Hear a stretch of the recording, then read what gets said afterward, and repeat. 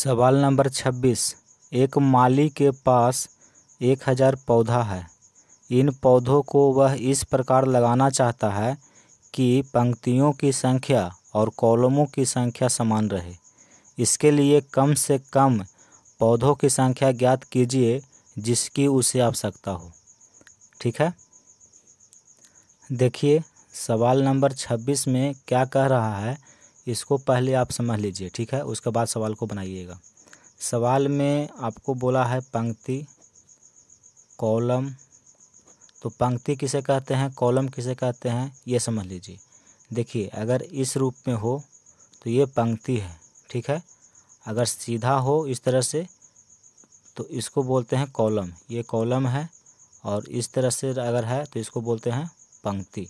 तो इसमें देखिए 3 पंक्ति है, एक पंक्ति ये है, एक पंक्ति ये है और एक पंक्ति ये है। और कॉलम भी 3 है, एक कॉलम, 2 कॉलम, 3 कॉलम। ठीक है, तो माली के पास में एक उदाहरण देकर के हम आपको समझाते हैं। मान लीजिए कि माली के पास में 7 पौधा है। ठीक है, कितना पौधा, 7 पौधा।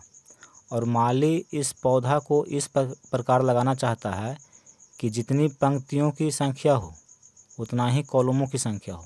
ठीक है, तो देखिए इस पौधा को वो इस तरह से लगाएगा।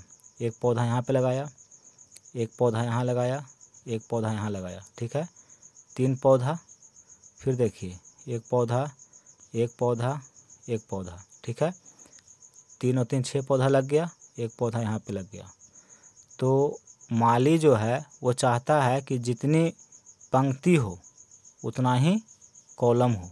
ठीक है, तो इसको अभी 2 पौधे की और आवश्यकता है। अगर जितनी पंक्तियों की संख्या है उतनी कॉलमों की अगर संख्या हो तो उसके लिए उसको एक वर्गाकार संख्या चाहिए। ठीक है, तो देखिए 7 जो है परिपूर्ण वर्ग संख्या नहीं है। परिपूर्ण वर्ग संख्या अगर रहेगा तो वो वर्गाकार रूप में पौधों को लगा सकता है।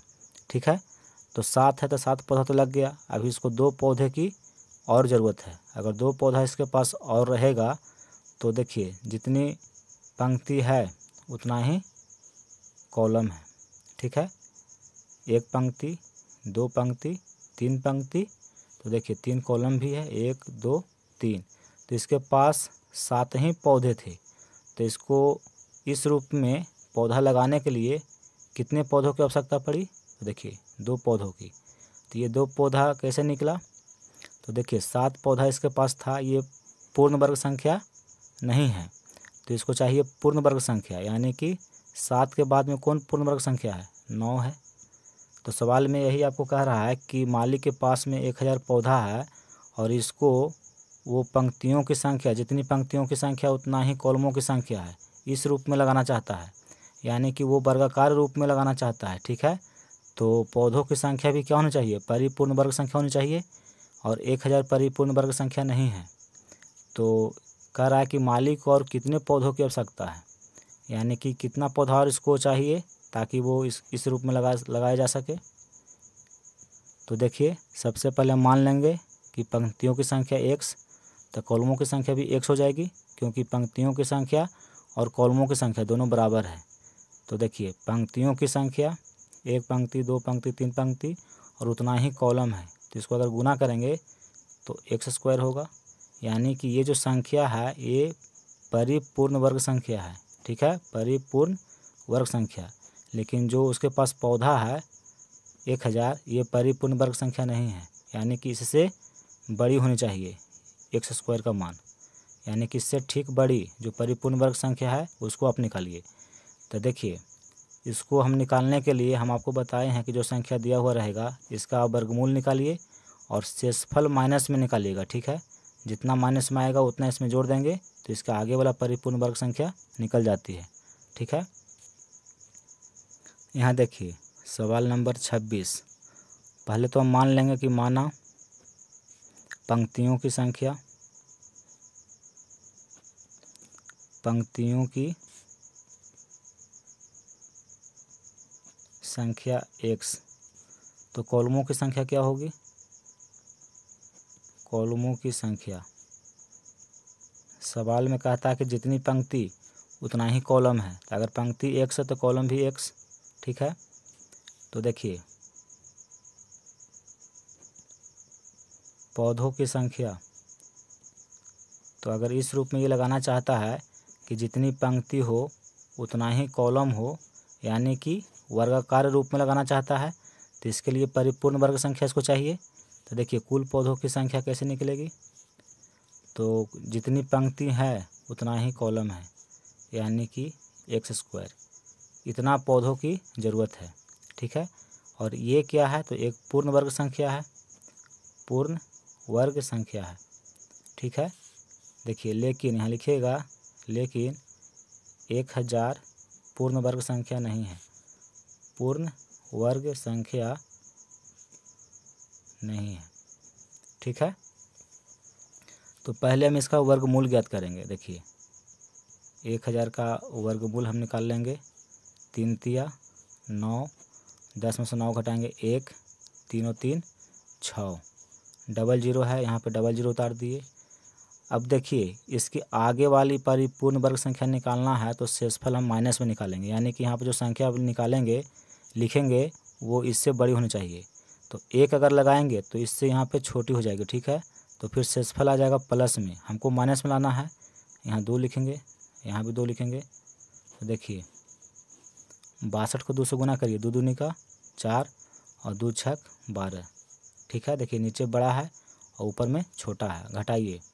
तो 100 में 124 हम नहीं घटा सकते हैं, तो हम क्या करेंगे 124 में 100 घटाएंगे तो 24 बचेगा। देखिए यहाँ पे 124 में 100 घटा देंगे तो 4 में 0 घटाएंगे 4, 2 में 0 घटाएंगे 2 और 1 में 1 घटाएंगे तो कुछ नहीं, तो 24। अब चिन्ह देखिए, वैल्यू किसका ज़्यादा है, माइनस का, तो माइनस का चिन्ह लग जाएगा यहाँ पे। 2 और 2 4 और 6, यानी कि माइनस में 24 है। इसका मतलब है कि इसमें अगर हम 24 जोड़ देंगे तो ये पूर्ण वर्ग संख्या प्राप्त हो जाएगी, ठीक है, बन जाएगी। यहाँ पे देखिए लिखेंगे कि चूँकि 1000 में 24 जोड़ने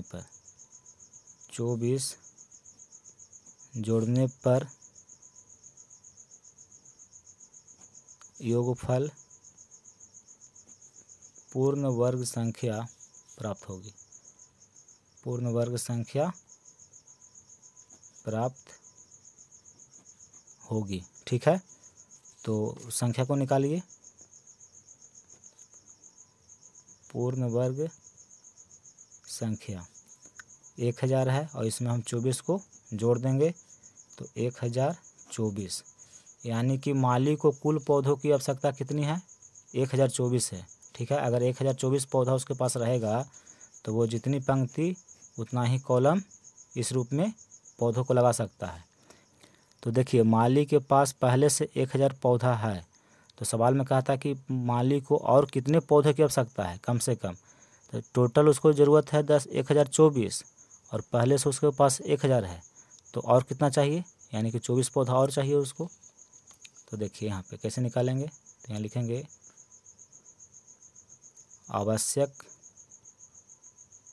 पौधों की संख्या, पौधों की संख्या, इसको कुल पौधा कितना लगेगा, 1024 पौधा लगेगा। अगर इस रूप में लगाएगा कि जितनी पंक्ति हो उतना ही कॉलम हो, तो इस रूप में लगाने के लिए उसको इतना पौधा चाहिए, लेकिन उसके पास में 1000 ही पौधा है, तो और कितना पौधा चाहिए, तो इसमें इसको घटाइए तो 24 बचेगा, यानी कि उसको 24 पौधों की और आवश्यकता है। अगर उसको 24 पौधा और दे दिया जाए तो वो इस रूप में लगा देगा। तो यही आपका उत्तर है।